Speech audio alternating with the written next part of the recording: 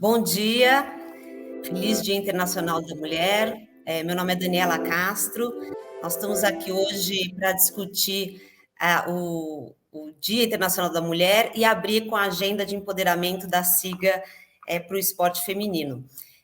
Meu nome é Daniela Castro, eu sou diretora executiva do Pacto pelo Esporte e CEO da SIGA Latinoamérica. SIGA é Sport Integrity Global Alliance, tem uma agenda de maior governança e integridade no esporte, e o Pacto pelo Esporte é uma das suas fundadoras e iniciou o trabalho aqui na América Latina em janeiro. Queria agradecer às 41 empresas que fazem parte do Pacto pelo Esporte. O pacto é um acordo privado inédito no mundo, em que empresas de vários setores, algumas concorrentes entre si, se uniram para falar e para ajudar o esporte brasileiro com maior governança e integridade. Queria também agradecer à Rede Globo, apoiadora do pacto desde o seu início, e que hoje nos recebe aqui para essa importante discussão. A discussão de hoje traz, além de ser um dia especial para todos nós, traz uma discussão fundamental no esporte, que é a paridade de gênero. Mas é uma discussão que ultrapassa o esporte. A discussão sobre a equidade é algo que está muito presente na sociedade nos dias atuais. Muitos avanços aconteceram, mas ainda nos resta muitas barreiras e desafios.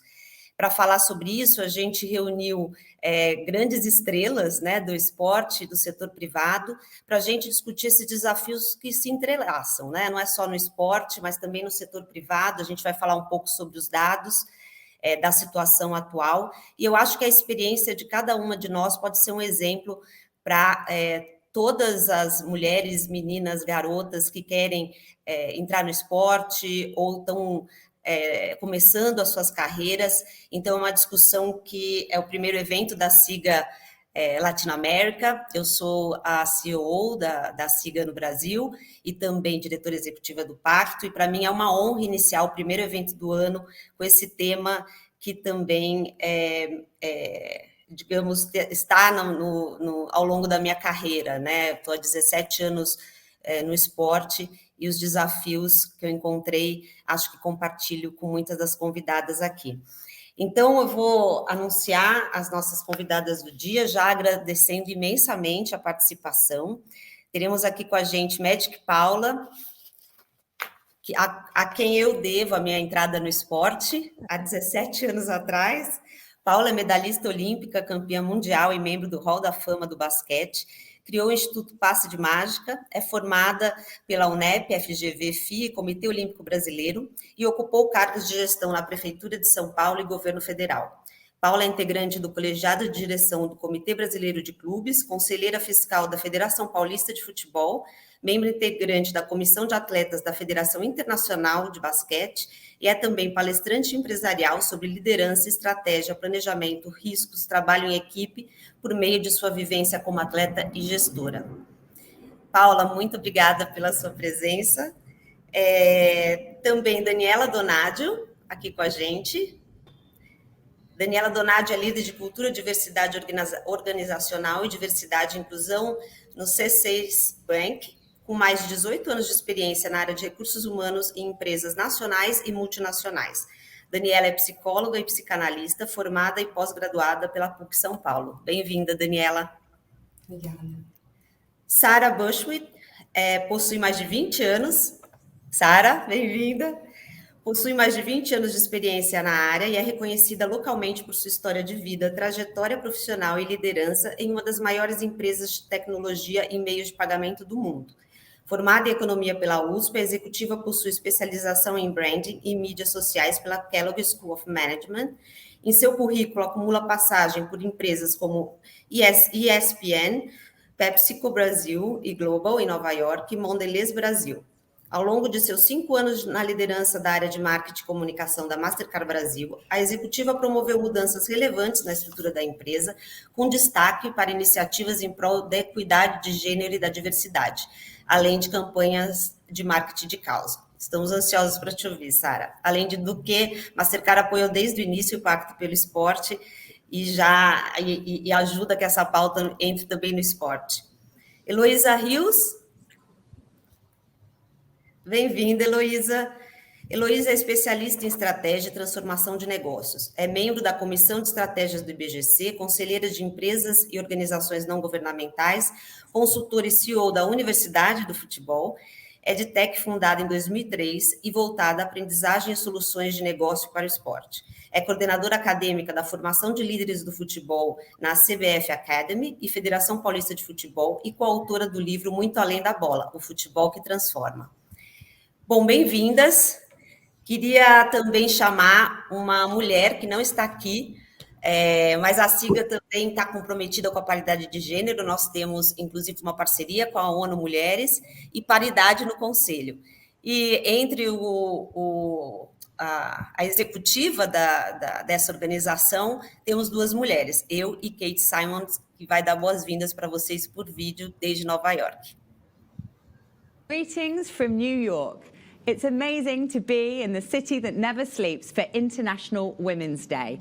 Yesterday, we held the SIGA Summit on Female Leadership in Sport for the second consecutive year, hosted by SIGA founding member MasterCard. And what an impactful thought leadership event it was. I'm thrilled that Daniela Castro, our COO for SIGA Latin America, is leading the charge for the SIGA Women effort in Brazil, and I wish you a fantastic event on International Women's Day. As you know, I lead a global mentorship program on female leadership, and I urge and encourage the sponsors in the room to join us and invest in this program. I also urge the female leaders in the room to join us as global mentors and to bring a legacy with them in the community around the world. And finally, I'd like to thank all our male champions and male allies for holding us up and for supporting our efforts for gender equity and parity. Wishing you an amazing event, and I look forward to seeing you at the Sport Integrity Forum in Sao Paulo in May, later this year. Bom, essa é uma mensagem que a Kate traz. Eu acho que para abrir, já para passar para ouvir nossas convidadas, nós temos esse objetivo hoje, que é falar e trazer as diferentes experiências de vocês no esporte, no mundo corporativo e na nossa própria vida pessoal, falar dessas barreiras, né, desses desafios, ainda mais quando a gente fala de esporte. Nós temos aí o futebol, né? Paula passou por várias posições, né, seja no poder público, seja como atleta, né, seja como dirigente. Então, acho que a gente tem muito a falar dessas barreiras, mas também gostaria de falar de soluções. Então, a gente está unida aqui, não só para formar uma rede, mas também para a gente propor como que podemos trazer a paridade, a igualdade de forma concreta no esporte, né? Acho que a gente tem que comemorar, mas o evento de Nova York ontem me deixou com a pergunta: estamos fazendo o suficiente? Né? Acho que a gente tem que olhar para isso e tentar acelerar que as coisas aconteçam de forma mais célere. Para começar, acho que é bom a gente fazer um apanhado da situação atual. Eu deixo também para as convidadas me complementarem, mas nós temos aí avanços, né? Nós temos mais mulheres em cargos de direção, mas ainda muito aquém do necessário. Segundo alguns estudos, nós estamos nas empresas globais em torno de 20% de mulheres com membros de conselho. Temos também na OCDE, que fez uma pesquisa sobre cargos de administração. Nós ocupamos, o Brasil, o 8º lugar. Nós temos quase 40% de mulheres em cargos de gestão, mas não no topo da carreira. Aí, falando um pouco de esporte, a SIGA fez uma pesquisa com 31 organizações, federações esportivas internacionais, e só há 3 mulheres lideradas, 3 entidades lideradas por mulheres. Então, isso a gente está olhando o mundo, que é a Federação Internacional de Golfe, de Ginástica e de Triatlo.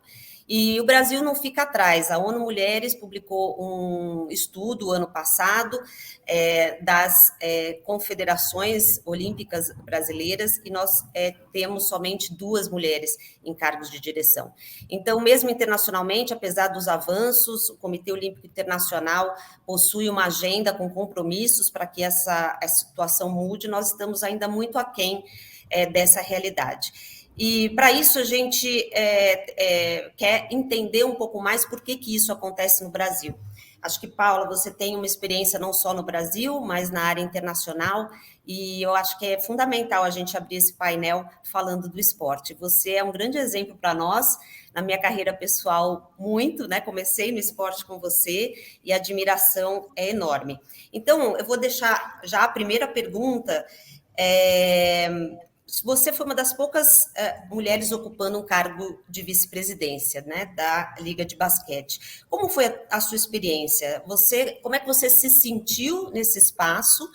Então, do ponto de vista pessoal, mas também uma análise sua sobre o setor, né? Ao longo desse tempo, o que você enxergou, quais seriam as barreiras, né? E quais poderiam ser possíveis saídas para que a gente tenha mais mulheres no esporte, que também pode impactar a própria prática, né?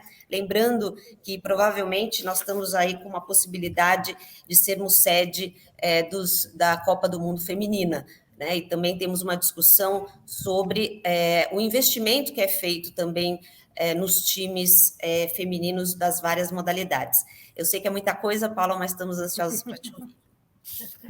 Bom dia a todos que participam desse encontro, um encontro bacana, um encontro de diversidade, de mulheres fortes, né, em cargos importantes, e eu acho que aos poucos a gente está caminhando. Eu acho que lentamente, mas estamos caminhando. Hoje é um dia em que a gente comemora o Dia da Mulher, mas eu acho que vale lembrar quem foram essas mulheres que nos incentivaram a estar aqui, né? E a seguir a carreira que a gente quis e apoiou e deu essa estrutura. No meu caso, foi minha mãe, uma mulher super forte, então acho que hoje é mais um dia que eu reverencio ela do que outra coisa, né? E eu acho que as experiências têm que ser vividas, né? E precisa ter coragem quando você assume uma condição que normalmente não é da mulher, né? O esporte ainda está muito longe do ideal para esses cargos de direção, né? Lembrando, nessa data, no dia 8 de março de 21, há 2 anos atrás, eu fui eleita como vice-presidente da Confederação Brasileira de Basquete, depois de 88 anos da entidade viva, eu fui a primeira mulher a assumir um cargo de direção. Então, você vê como a gente tem muito a caminhar ainda, né? Por coincidência, eu vesti a camisa 8 do Brasil por 22 anos. Então, foi um momento marcante, talvez de muita esperança, principalmente para as mulheres que fazem esporte no nosso país. Lembrar, como a Dani falou, que só 2 mulheres hoje assumem o comando de uma confederação, né? Para quem não entende, existe o Comitê Olímpico, que está atrelado às confederações e às federações, né? Então, hoje só temos 2 mulheres nesse comando da ginástica, a Magali do remo e a Luciene da ginástica, e uma CEO apenas, que é a Mariana do rugby. Então, para vocês verem, e eu estava como vice, nós tínhamos a Bear como CEO também do vôlei, que também foi demitida, e eu pedi demissão. Então, a gente está ainda muito aquém. Nós temos uma liga aqui no Brasil, que é a Liga de Basquete Feminino, que tem somente 8 equipes, infelizmente, e dessas 8 equipes, apenas uma treinadora e 2 mulheres presidentes desses clubes, né?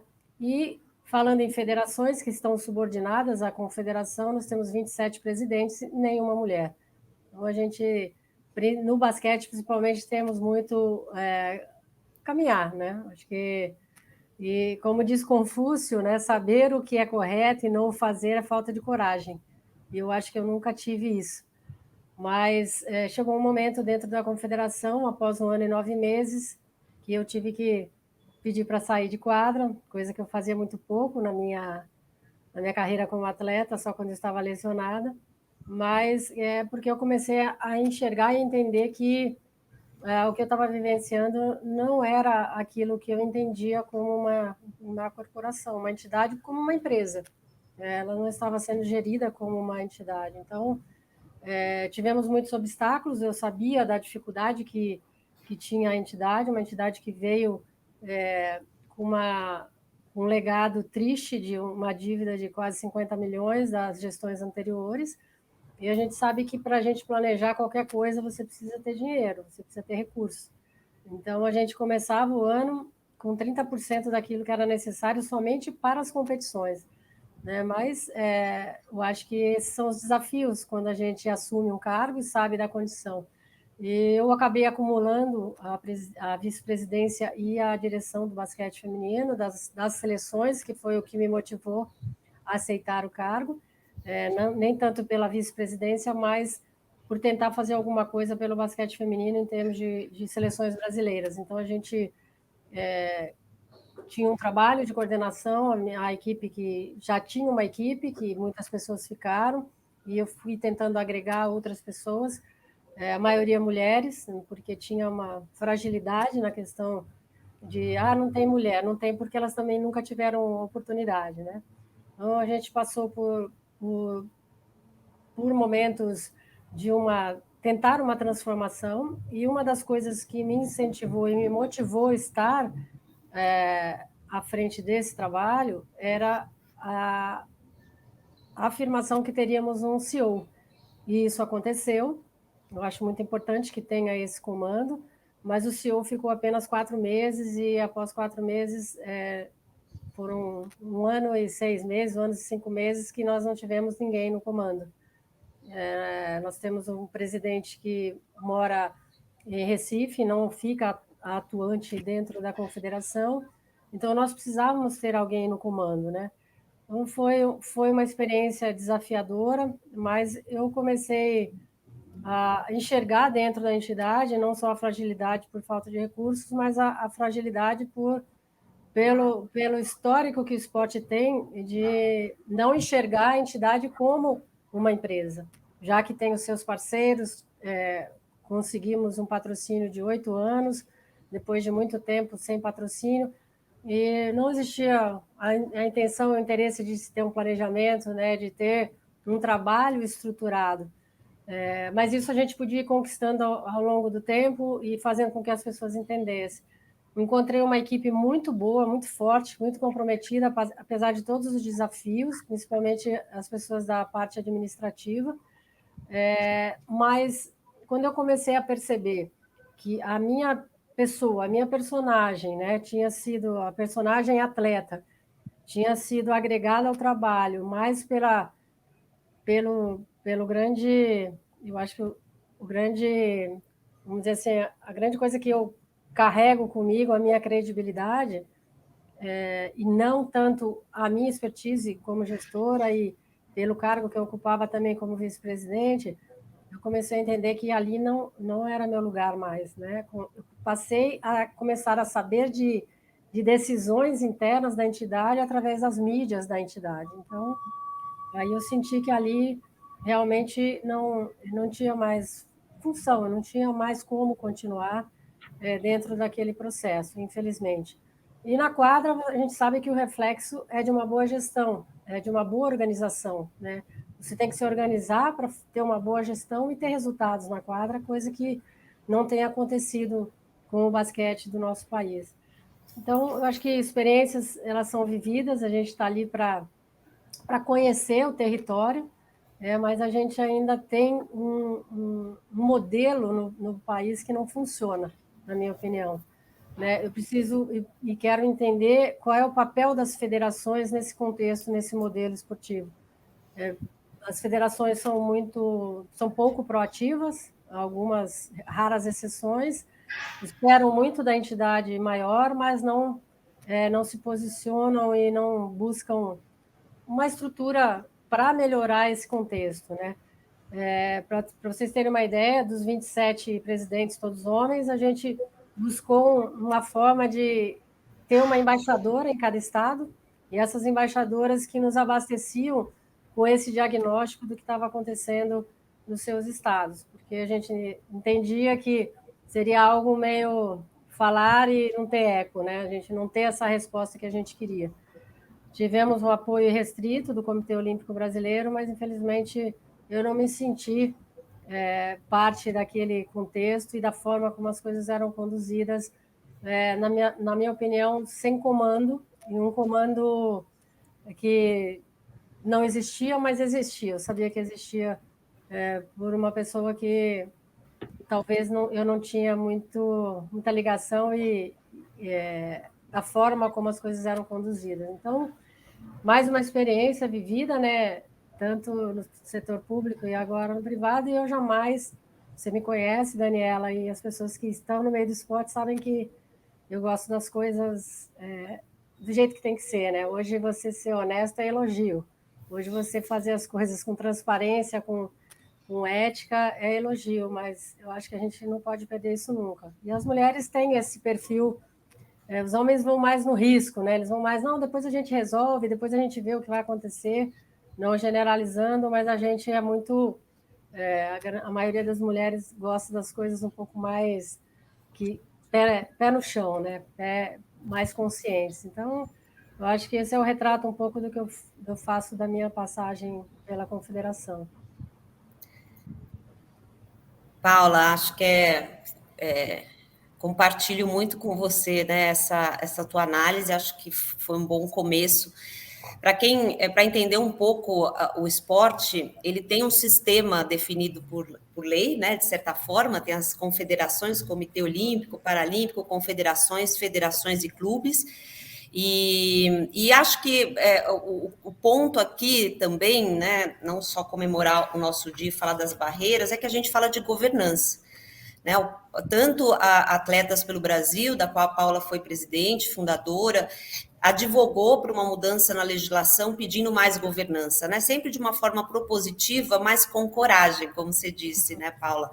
E que a ideia de que o esporte ele precisa ser bom para todos, né? Então precisava avançar em governança, em gestão. O Pacto pelo Esporte também tem esse objetivo, foi uma iniciativa de empresas também com muita coragem, sabendo que é um caminho de aprendizado, acho que para todos, né? Governança é uma discussão no setor privado, é uma discussão no setor público e também para as entidades esportivas.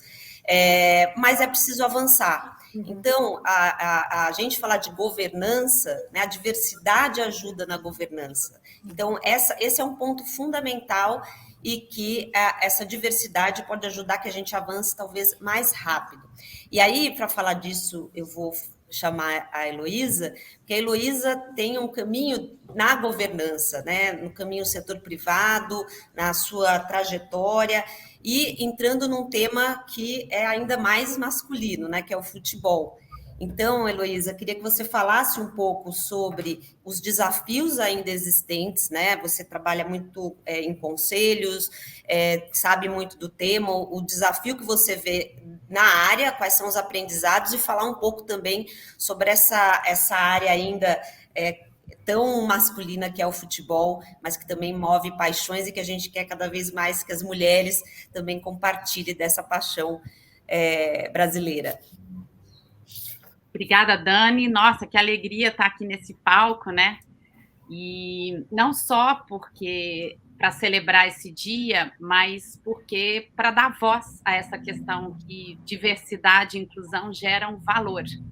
E a partir daqui que eu queria começar essa minha primeira fala, porque às vezes a gente, né, vê essa questão de diversidade e inclusão, que é um recorte ali dentro dos princípios de governança, né, seja da equidade, responsabilidade social, mas os números nos mostram. A gente vem, né, muitas das questões colocadas, porque vamos fazer essa política de inclusão, né, tem impacto social. Diversidade e inclusão, mulher no esporte, é resultado de negócio também. Então, aqui eu separei alguns dados, né, minha carreira, na realidade, eu fui 30 anos empresária e executiva de grandes organizações, e tenho que reputar a Dani a minha entrada no esporte, onde eu tive a alegria de, ao voltar para o Brasil, fazer a estratégia da Secretaria de Esportes de São Paulo, junto com a Magic, com o Raí, né, com o nosso querido João Paulo, Mas, então, agora eu vou aos números. Diversidade, inclusão, equidade de gênero é impacto.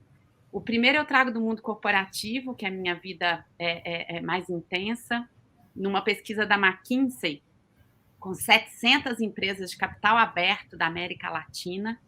Essa pesquisa diz que quando essas empresas têm pelo menos uma mulher no cargo executivo, elas aumentam em 50% as chances de aumentar a rentabilidade. Quando eu vou para boards, né, eu sou conselheira de algumas empresas, também estudos de empresas de capital aberto nos Estados Unidos, tem números de aumento de até 20% de valor de mercado dessas empresas. E aí, quando eu vou para o esporte, né, falando aqui da sua pergunta do futebol, se vocês tiverem a curiosidade, né, de um futebol feminino, aqui no caso, que foi proibido no mundo durante mais de 40 anos, mais de 60 anos proibido no Brasil, quando a FIFA, em 1983, ela regulamentou o futebol feminino no mundo, foi fomentada essa regulamentação, não sei se vocês sabem, por 2 motivos. A movimentação das atletas, a mobilização das atletas e a perspectiva de impacto financeiro global do futebol feminino. Então, sejam mulheres, né, na liderança do esporte das corporações, sejam os esportes de mulheres, eles são resultados de inclusão, eles são resultado de impacto financeiro e eles são absolutamente transformadores de social. Você usou a expressão aí falando de futebol, Dani, uma indústria de paixões, a gente fala uma indústria de paixões e de milhões, e que o meu olhar, né, vindo do mundo corporativo e de governança, né, sou conselheira formada, a gente vê, para mim, a entrada foi pelo potencial de transformação. Foi ver tanta potência, e vou usar uma expressão que ela é um pouco forte, mas para mim, quando eu olhei o futebol, é a indústria mais atrasada que eu já vi na minha história.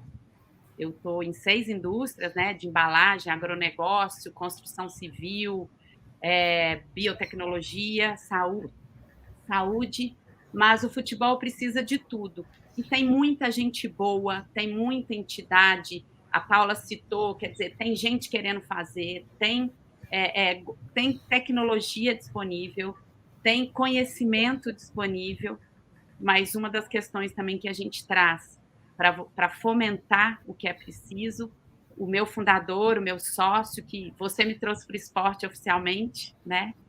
E o João Paulo Medina me trouxe essa paixão pelo futebol, onde ele diz: futebol praticado, assistido por bilhões, praticado por milhões e estudado por muito poucos.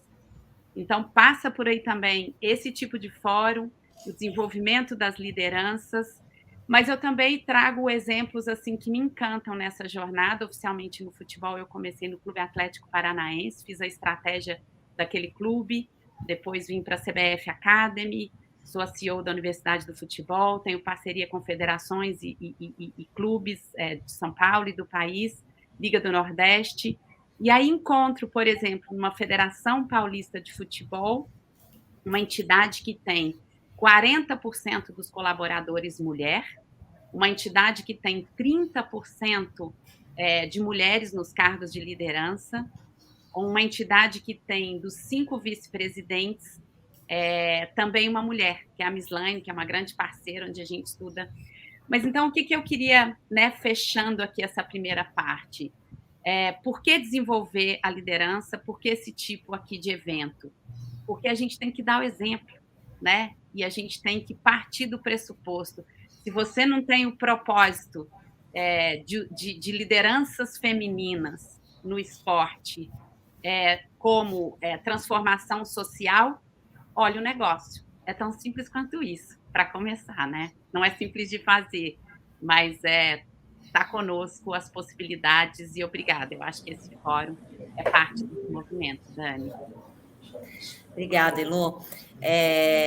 Não, gostei do que você falou, e dar exemplos é importante. Eu acho que temos uma situação bem diferente de 17 anos atrás, ainda com muitos desafios, mas acho que nós temos uma possibilidade de ter uma coalizão, né? Então, os atletas se juntaram, as empresas, as entidades. Hoje a gente pode falar num setor que está mais maduro do que há 17 anos, né? Nesse sentido, já perguntando para a Sara, né, a Mastercard não só no apoio ao pacto, mas também no seu patrocínio, é uma forma de você apoiar um setor, né? E como a Elô falou, com inúmeros desafios. E é também acreditar, eu acho que a gente falar sobre o assunto e também uma proximidade, o poder do patrocínio é um dos fatores de transformação, porque o patrocínio não é somente o recurso, né? É a parceria, é onde se incentiva. Então, Sara, se você puder falar da sua experiência também, né? Afinal, nós estamos falando aqui de liderança feminina e você é uma referência na área. Como é que você vê esse apoio, né, do patrocínio esportivo com as entidades esportivas brasileiras? Oi, gente. Primeiro, obrigada. É um prazer estar aqui. Muito, muito feliz em participar dessa conversa, de falas tão poderosas. Falando rapidamente, né, conversando pela sua pergunta final da minha experiência, Dani, eu sempre tive, né, um pouco dessa inquietude em relação à equidade de gênero. Peraí, só um segundo.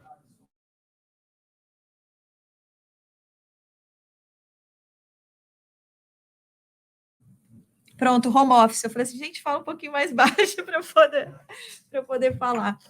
Que é office mesmo. Então, só voltando, né, na experiência minha com o esporte, ela começou efetivamente, eu sempre trabalhei no mundo corporativo e sempre tive essa inquietude em relação à equidade de gênero, né? Só que quando eu cheguei, há quase 10 anos atrás, na ESPN, eu vi que realmente era diferente, né? O mundo corporativo, ele estava mais avançado, né? E aí essa mosquinha da equidade me picou ainda mais forte, pensando, aqui vai ter mais transformação, né? Como é que eu posso aprender mais esse mundo esportivo? Como é que eu posso entender o papel das corporações e dos patrocínios, né, nesse dia a dia? Então, a minha experiência começou de lá, né, nesse olhar, construindo resiliência, construindo uma jornada, realmente, né, escolhendo as brigas para lutar desde a ESPN. E a Elô falou muito, né, assim, e não é só uma briga, não é só resiliência, mas é também negócio, né? A minha experiência disse que as grandes transformações que eu consegui, que minha equipe conseguiu, que a Mastercard, a gente conseguiu falando de negócio, né? A Elô trouxe vários dados, né? Eu trouxe um aqui que eu achei muito interessante de equidade do IDBR, que cada empresa 10% a mais de equidade traz 5% a mais de produtividade, né? Uma empresa com mais mulheres tem 14% mais chance de ganhar uma concorrência. Isso não pode ser diferente no esporte, né? Mas ainda falta tanto, né? Saiu hoje, a gente viu, não sei se vocês viram essa semana na BBC, que o Brasil caiu nesse ano 2 posições no ranking de desigualdade. A gente está no número 94. Então, assim, tem muita coisa para se fazer. E aí, qual o papel, né, do setor privado nessa transformação? A gente tem um papel muito importante. O setor público é importante porque o setor público ele traz escala para as decisões, mas o setor privado tem o poder da caneta, né? É o poder da caneta, o poder financeiro, que ele ainda é muito importante, né? São empresas como a Mastercard e com o poder financeiro que a gente tem, que pode sentar nas confederações, nas grandes ligas e fazer exigências. As exigências que eu tenho internas para os meus fornecedores ou para os meus funcionários são as mesmas que a gente exige para os nossos parceiros de patrocínio, né? Então, quando a gente fala de governança, o pacto é um grande exemplo de como a gente se beneficia dessa governança, e é nada mais do que trazer o que é importante para a gente, os nossos valores internos, as nossas regras para fora, né? Quando a gente coloca a marca Mastercard em qualquer liga, a gente está se expondo, né? E está também combinando marcas, e essas marcas elas têm que se falar, né?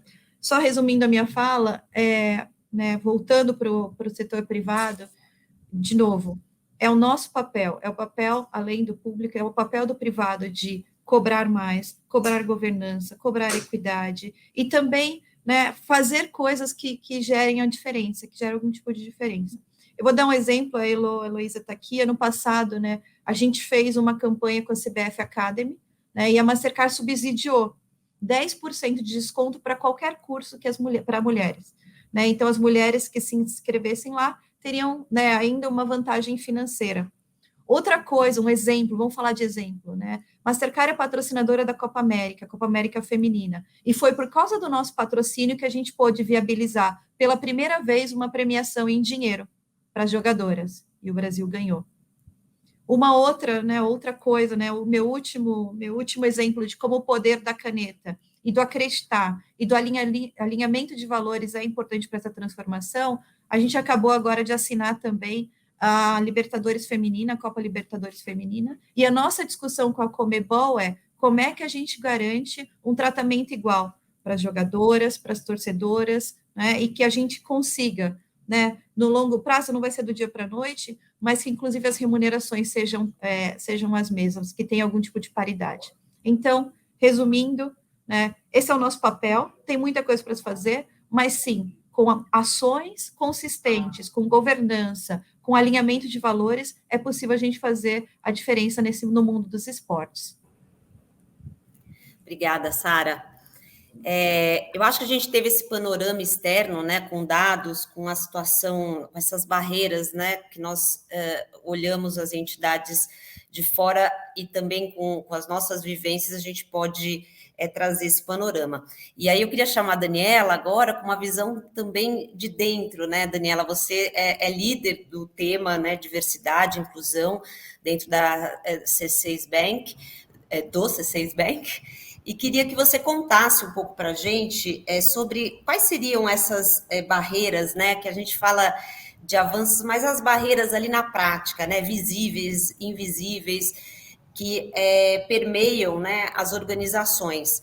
De novo, os exemplos arrastam, né, então ter essa visão de como internamente você lida com essas questões e quais são as possíveis saídas para que internamente também as mulheres que nos assistem e também os nossos aliados possam olhar e ter aí um panorama de como mudar isso na prática de uma organização.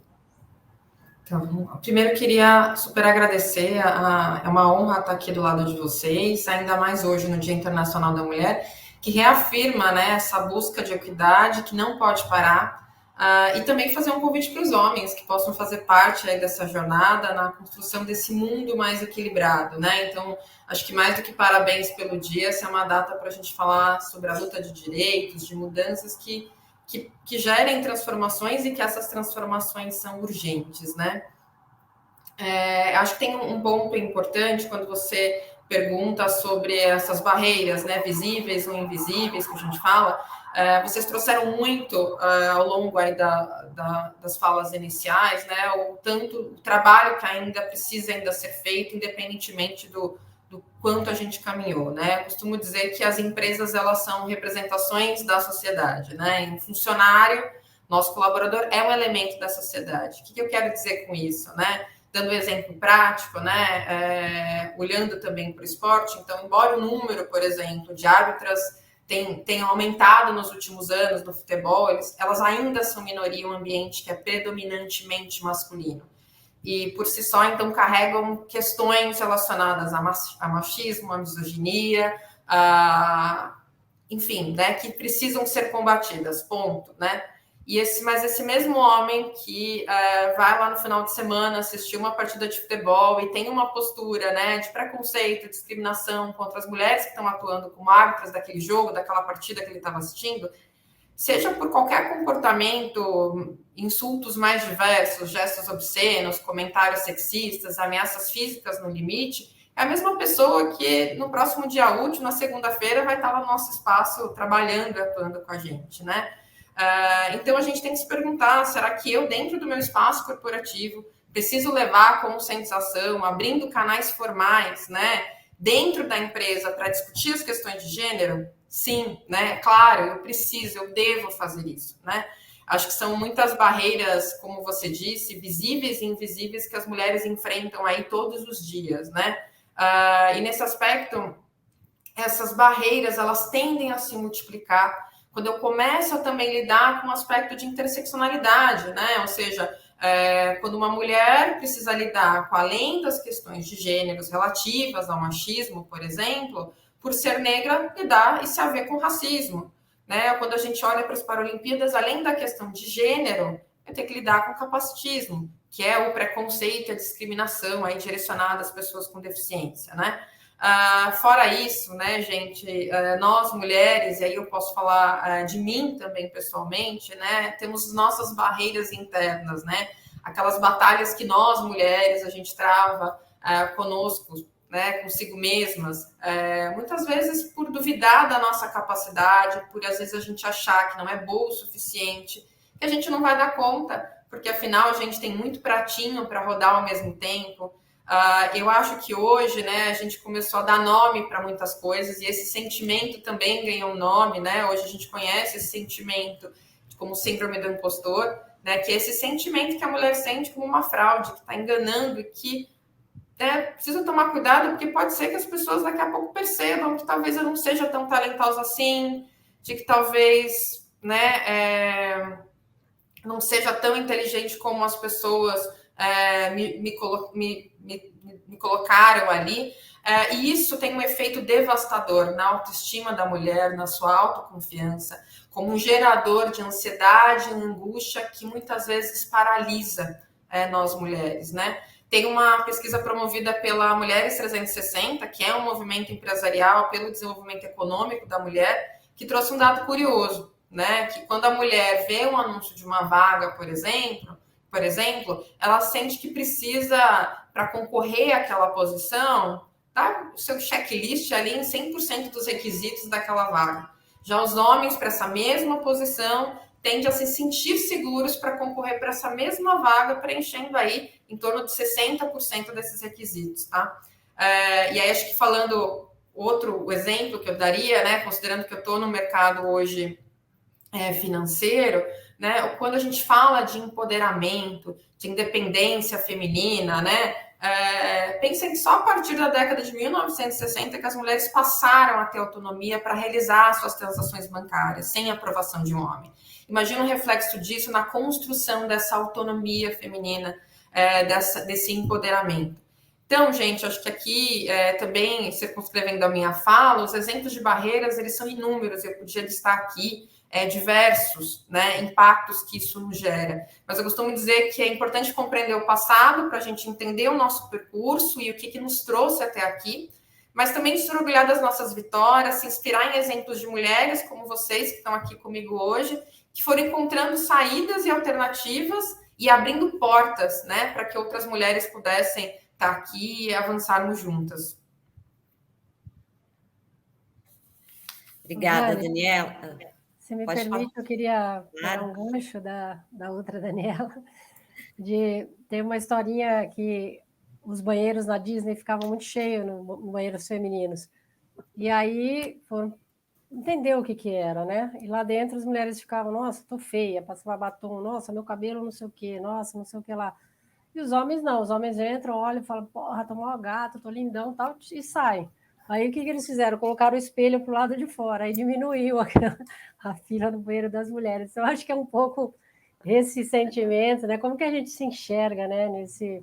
Nesse mundo, nesse contexto, né? Eu acho que é isso. O homem tem essa autoconfiança, que ali que é o cargo dele, ali é aquele que tem que estar, e a gente talvez duvida da nossa capacidade, né? De enfrentar mais esses desafios, essas barreiras que a gente tem.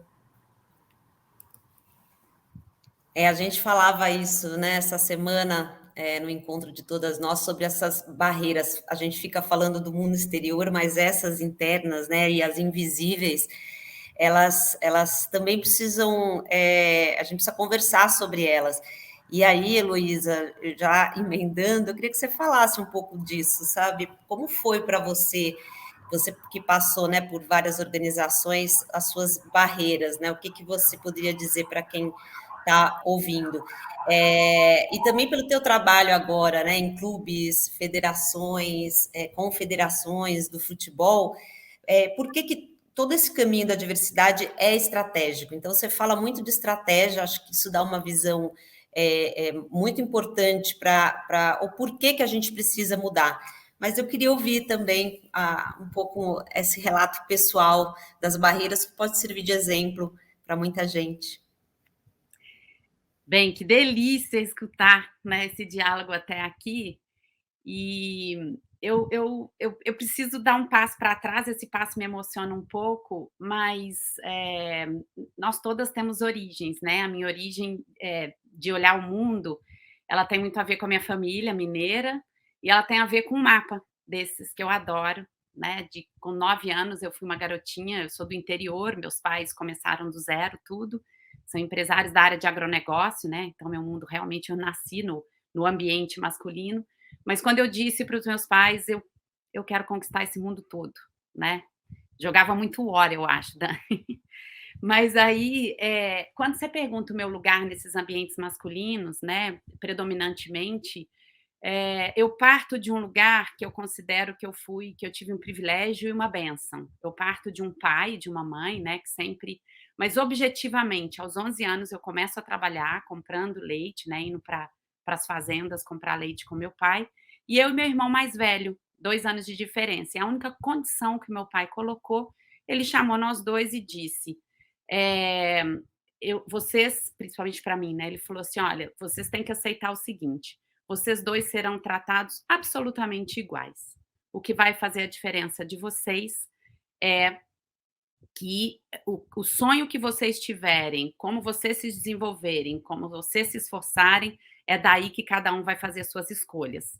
Então, assim, eu tinha, né, esse apoio e chegava em casa também não tinha mimimi.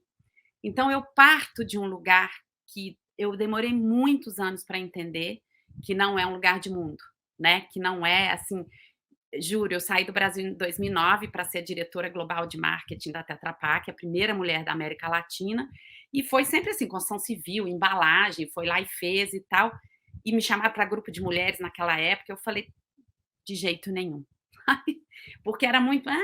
falei, não, tem que ser objetivo. Em 2015 eu volto para o Brasil, e aí fui conhecendo mulheres, fui conhecendo homens de alma feminina, fui conhecendo apoiadores, fui conhecendo objetivamente o que muito bem trouxeram vocês todas, né? Principalmente a última fala da Daniela, em que a gente tem que ter um olhar, porque nem todo mundo saiu desse lugar. Então, Dani, assim, para mim, né? Agronegócio, construção civil, eu com 7 meses eu tenho uma foto com meu filho, grávida do meu filho, na Europa, com 5 homens, eu tinha 42 clientes, os 42 eram homens e tal, e eu chego no futebol, quando eu entrei no futebol, eu tenho que dizer que essa mesma família, que é maravilhosa, que é a minha base, não me apoiou. Para que isso? Você não precisa disso, né? E meu marido e meu filho achando cool, né? Adolescente, eu acho que até meu momento de conversa com ele é um pouco, que mãe esquisita que é essa, né? E meu marido, assim, você conhece muito bem, foi do Lead Sport, um grande apoiador, Paulo Nigro, e ele curte, ele apoia, eu chego em casa, então, assim, esse é o meu lugar de fala e o lugar que eu me sinto responsável, porque eu acredito que mudar o futebol transforma a sociedade, mudar os esportes transforma o Brasil. Então, meu lugar hoje, com esse olhar feminino, é um pouco... começa dentro da gente, que você não teve uma família. No futebol eu trago, não adianta treinar o pé sem formar um ser humano integral. Isso vale para nós mulheres. Eu não defendo mulheres no futebol feminino, eu defendo mulheres onde a gente quiser, né? O nosso lugar é onde a gente quiser, mas partindo desse lugar tem esses cuidados, né? Tem esse cuidado que vocês trazem, mas começa dentro de quem sou eu, o que eu quero, quem é a minha rede de apoio. Começa a rir um pouco. Eu organizei, deixa eu ver meu tempo aqui, organizei um evento com os 40 maiores clubes de futebol, os 40 clubes de futebol do Norte e Nordeste em novembro. E eu tinha ido para Chicago entrevistar Mauro Silva, que é o meu apoiador de alma feminina, Fred Luz, Lars Grael estava lá também. Fui entrevistar os dois e não deu muito tempo de pensar no evento. E aí eu falei, não, vou lá para o Nordeste, vou ficar com meus parceiros e tal. Cheguei no evento, 40 clubes, Liga do Nordeste, é uma liga, né, que tem muita história, mas eu vi estrategicamente que essa liga precisa de um passo para não ser só uma competição, né? Ela tem uma presidente lá, mulher, que é a única das 27 federações, mas ela não foi no evento, porque era só para clube. E aí um pouco disso que eu trago é um pouco de loucura também. Então eu fui, fiz o evento, primeira vez que a gente fecha a sala, ambiente de confiança, 2 presidentes choraram, para contar que também não é fácil ser presidente de clube no país. Choraram, mas como era confidencial, não posso contar nem quem, nem quanto eles choraram. E aí eu saio, e aí mando a foto, né? A gente tira a foto e tal, e eu mando a foto pro meu marido. Mais doido que eu é você. Só tinha eu de mulher. Então, assim, eu estava vestido verde, um dia eu mando a foto. Mas eu fecho dizendo, são várias combinações de coisas, e é um pouco, gente, lugar de mulher é onde a gente quiser. Se não tiver apoio no ambiente que você está, vá em outro, sabe? Dá de louca, finge de... É verdade, mas assim, com essa consciência que vocês trouxeram, falando uma frase aqui da Paula, quando ela disse, quando o meu lugar de impacto, as barreiras são maiores do que aquela conexão, eu saio e mostro porque eu saio, né? Porque eu faço a diferença. Quando eu não tenho apoio, eu venho aqui. Quando eu não tenho apoio, eu faço mentoria. Eu quero ser mentorada, viu, Dani? Então, eu fecho aqui minha fala, mas o meu lugar é de muita vontade, se eu puder contribuir, mas sempre de aprender com mulheres e homens de alma feminina. Obrigada, Elô. Esses relatos pessoais são fortes, né? Cada uma vem de uma história. Sara, não vou poder evitar de te perguntar também o que você diria da tua trajetória e emendar com essa força também do patrocínio, né? Eu lembro que a Elô fala que as mudanças ocorrem por algumas razões, né? E uma delas, né, é também a exigência, né? Quando acho que o que nasceu também o pacto foi como a Elo diz, a desgraça, né? Ou seja, muito muda risco. Por design, decreto ou desgraça. Exatamente. Mas também tem o design, né? Não é só o decreto. Estratégia. Então, tem estratégia, que a gente vê que as entidades também estão buscando. É o que você falou agora, Elô, né? Do que você vivenciou nesse workshop, né? As entidades, algumas, elas estão aprendendo a fazer, né? E como as empresas também têm suas próprias dificuldades. Então, é também uma forma de incentivar. Então, o pacto nasceu por um risco, mas também uma coragem das empresas se unirem. Houve a construção de um rating, então, uma forma objetiva, digamos, não é só sensibilizar, é começar a medir, né? E isso ser usado para o patrocínio esportivo. Então, esse é um ponto importante que permeou toda a construção do pacto, foi como que a gente começa a medir objetivamente. E um dos indicadores é a inclusão, né? A ideia é que o rating que agora, né, com essa parceria internacional, se une à iniciativa internacional de uma medição, possa ir evoluindo e exigindo cada vez mais. E aí, Sara, queria que você falasse um pouco disso, porque é um incentivo forte, né? Quando a gente fala aqui dos dados e do impacto da inclusão, porque assim, será que isso impacta? Nada como evidências para a gente colocar o assunto na luz. E medir as entidades é um primeiro passo. O segundo pode ser usado como critério do patrocínio? Como que você vê isso, né? Como é que vocês analisam o patrocínio e digamos, a maturidade de equidade das entidades esportivas? Isso está na agenda? Está muito na agenda, Dani, isso nos ajuda, né? Porque aqui nós estamos falando com todas as ativistas, né? E a gente faz porque a gente acredita, que a gente sabe que é a coisa certa a se fazer. Mas a gente tem até um certo nível de impacto na organização, no mundo, né? Cada um faz um pouquinho, mas tem um limite de impacto. Eu me lembro, voltando para o mundo do esporte da ESPN, Elô, né, assim, da nossa trajetória, eu cheguei lá, nós lançamos o ESPNW, que na verdade era uma forma de eu me expressar, de achar o meu lugar lá. Né? Era uma forma também de ser ativista dentro de uma organização e falar assim, olha, as mulheres estão aqui, né? E transformar isso numa plataforma de negócio, né?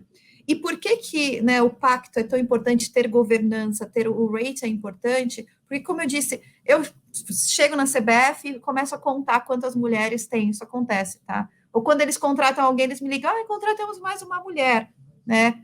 Mas não pode ser só a Sara, só a Daniela, ligando e fazendo esse papel individual. É preciso ter processo, né? É preciso ter governança, é preciso fazer com que todos sintam-se responsáveis, não somente eu porque eu acredito ou porque a Mastercard acredita.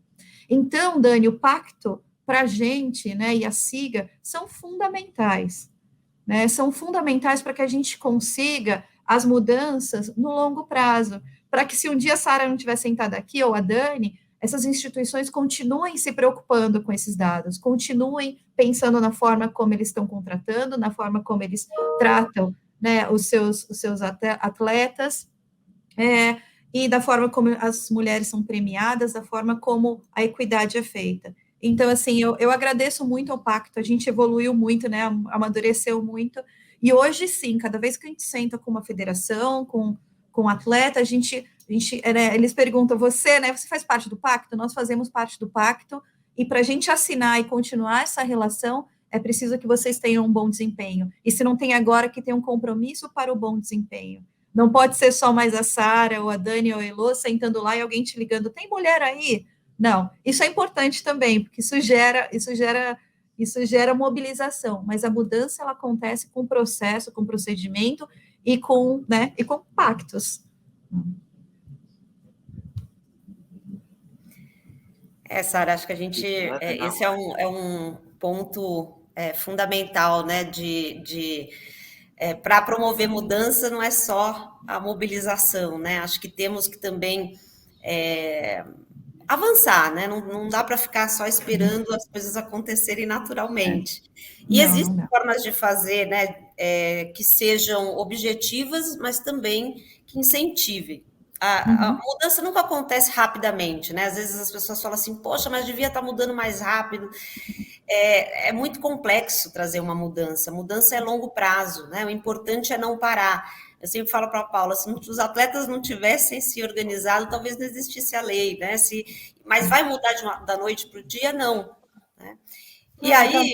Dani, eu acho que a alegria nossa quando surgiu a ideia do pacto era essa expertise das empresas dentro do esporte, né? Essa necessidade da governança, de uma boa gestão, de transparência, de ter um processo, melhorar esse processo que praticamente não existia.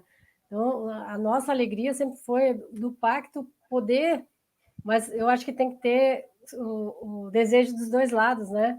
Eu fiquei quase 2 anos numa entidade, cutucando para vamos para o pacto, não, a gente faz tudo que o pacto quer, mas, sabe, nunca tirou, assim, nunca foi uma coisa assim, não, vamos, né? Então, acho que uma hora acho que a gente vai conseguir fazer com que todos entrem na mesma cesta, né?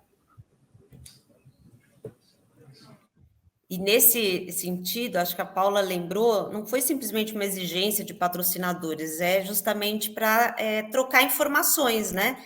E aí, Daniela, você falou muito e provocou, né? Olhando para a parte interna desse cenário, né? Das nossas histórias e dessas barreiras. Queria também que você talvez desse esse exemplo para as entidades esportivas e para todas nós, né? Como que pode ser feito dentro de uma organização, né? Como é que pode ser feita uma política de inclusão dentro de uma empresa e que pode ser olhado em outras esferas, como as entidades esportivas. Eu participei de um programa de mentoria, nós vamos falar um pouco sobre essa rede de mentoria para que a gente possa se ajudar, e é esse o lançamento de hoje. Eu participei de uma rede internacional criada pela Hillary Clinton, de mentoria de mulheres no esporte, e fiquei numa grande empresa. E a empresa tinha metas de inclusão. E tinha um programa que ela tinha um plano de advocacy interno. Então, como que ela ia alcançar essa meta e quais eram as estratégias internas, desde palestras a ter aliados, né? A gente tem que falar dos aliados, algumas mudanças internas, né? De governança, de regras. Estados Unidos é um pouco diferente, por exemplo, em relação à licença maternidade, né? É muito menor, e ali houve mudanças da empresa.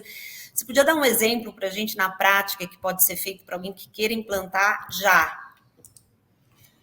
Temos muitos exemplos, né? Costumo dizer, acho que a Sara tocou nesse ponto, né? Um pouco da força que as instituições privadas elas têm, né? De como é importante a ampliação dessa consciência da força das empresas e influenciar agendas de transformação da sociedade, de mudança da realidade. E aí, quando a gente fala sobre isso, é um olhar para além dos indicadores financeiros, gerenciais, mas é a inclusão de fatores, né, indicadores sociais nesse processo de tomada de decisão, na forma como a gente vai desenhar a estratégia. Você, Dani, trouxe uma palavra que para mim é bastante importante, né? Como é que a gente não cai nessa conversa de diversidade e inclusão no discurso, porque a única forma da gente avançar nessa agenda é através de uma palavra chamada intencionalidade, é partir efetivamente para a ação, né? Falar de diversidade e inclusão é falar sobre nós, é falar sobre todo mundo, é falar sobre humanidade, né? E quando a gente olha as questões das empresas e as questões do esporte, as questões latentes na discussão de gênero, elas são muito comuns. Então, na hora de discutir, seja na hora de eu discutir representatividade, seja na hora de eu discutir igualdade salarial num país em que a mulher ganha 30% a menos do que os homens para desempenhar a mesma função, na representação nos espaços de poder e tomada de decisão, né? Então, as empresas têm adotado diversas estratégias para lidar com a promoção e a igualdade de oportunidades, quando a gente fala das questões de gênero, que vão desde sim formalizar políticas claras de inclusão, onde a equidade de gênero tem seu espaço de prioridade, porque não basta apoiar o tema, né, não caindo aí nesse espaço só de discurso, mas ele tem que estar presente em políticas e práticas internas, né? Então, você deu um exemplo relacionado às metas, né, onde a gente precisa trazer isso para avançar nos indicadores de tanto de representatividade, quando a gente fala da organização como um todo, mas, sobretudo, da liderança, onde, né, estão essas possibilidades, onde as decisões são pensadas, tomadas, discutidas e que nos impactam diretamente. E aí, depois que a gente fez toda a definição de quais seriam essas metas, como é que a gente acompanha isso na linha do tempo? Porque essas metas, elas não são postas somente para olhar se o meu indicador de contratação de mulheres está equilibrado, mas será que quando eu escolho e faço os meus caminhos de promoção, também existe, né, essa paridade?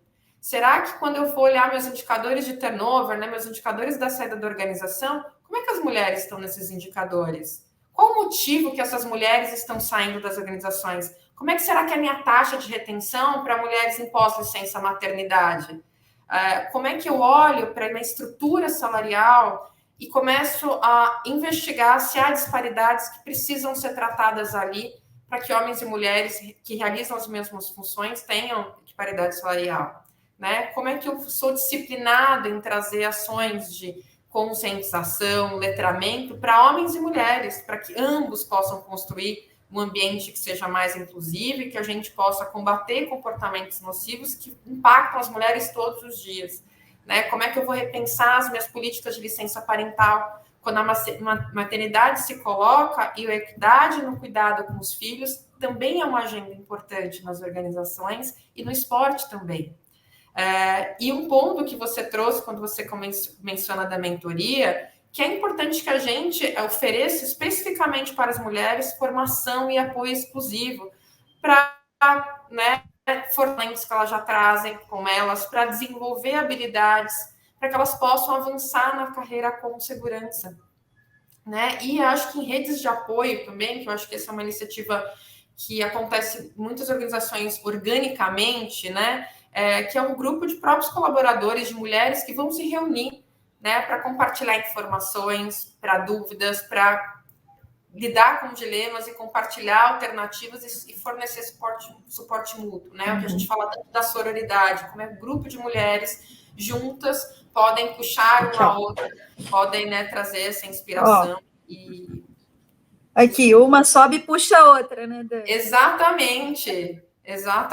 Então, esses são alguns dos exemplos, né? Cada empresa vai lidar com isso numa maior ou menor velocidade, mas acho que essa é uma agenda que temos espaço e muitas alternativas para construção, e também já fico aqui à disposição para quem quiser bater um papo comigo, com vocês, para entender o que a gente faz por lá no detalhe. Estou super aberta, porque acho que você trouxe no começo da sua fala, né, Dani? Quando a gente está falando desse tema, não somos concorrentes, é todo mundo junto querendo um avanço de agenda, e esse é o ponto mais importante. Não, excelente. Eu acho que partir para é muito assunto, né? Mas como fazer na prática, acho que a Paula começou falando, sem planejamento, alguém falou sem processo, tem como medir internamente, não é? E dá para fazer, dá para sair do discurso. E Paula, eu vou passar para você, e nós estamos indo para o final, depois a gente só vai fazer uma rápida despedida, mas eu queria que você unisse todas essas falas para uma parte que você conhece bem. Você é uma liderança do esporte, você tem visão estratégica, muitas vezes, né, bate o desespero, mas você sempre está lá, você sempre se engaja, né, em alguma ação para mudar o esporte brasileiro, né? Então, desde pensar estrategicamente como atleta, olhar a legislação, ver o potencial de uma união de empresas, ir para governo, olhar a política pública, que também tem que ter metas, né? Nós temos aí o esporte com pouca prioridade. Temos hoje uma ministra, né? A ministra do esporte. O que você falaria sobre uma estratégia que todas nós podemos fazer de forma coletiva? Afinal, nós temos uma organização de atletas, temos aqui as empresas, temos uma ministra e temos aqui, né, uma coalizão, né? O que a gente pode fazer dos próximos anos, né? E unindo todos esses pedaços e a tua experiência em todas essas frentes. Como que você acha que a gente pode avançar? Olha, Dani, não tem receita de bolo. Eu acho que não tem, é assim, vamos fazer assim. Eu vejo o esporte ainda muito dividido, né? Então, a palavra eu acho que é união. A gente mudou o mundo muitas vezes, em muitas coisas, com movimentos fortes, com proposituras, e talvez a gente fica cada um tentando varrer a frente da sua casa e deixar a casa limpa, e falta esse contexto da união, né, que começa ali também nas políticas públicas, né, de mudanças, né, de cenário. E essa questão da mulher, eu acho que é um movimento da própria mulher, né, sem impor nada. Eu sou de uma geração que quebrou paradigmas, né, dos anos 80 a 90, nós somos mulheres super reconhecidas, somos até hoje pelo que a gente fez, pelo que a gente construiu, né, com tudo isso que não é talvez o gênero que vai ser fator fundamental, mas pela sua capacidade. Isso tem que ser olhado com mais clareza, né?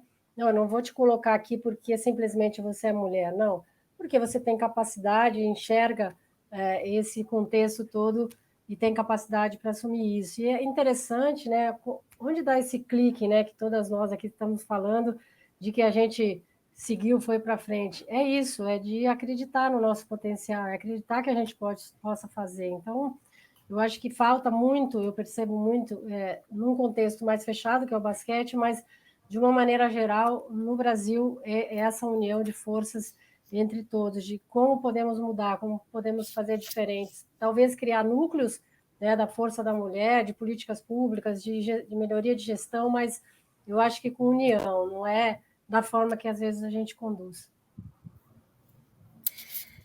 Obrigada, Paula.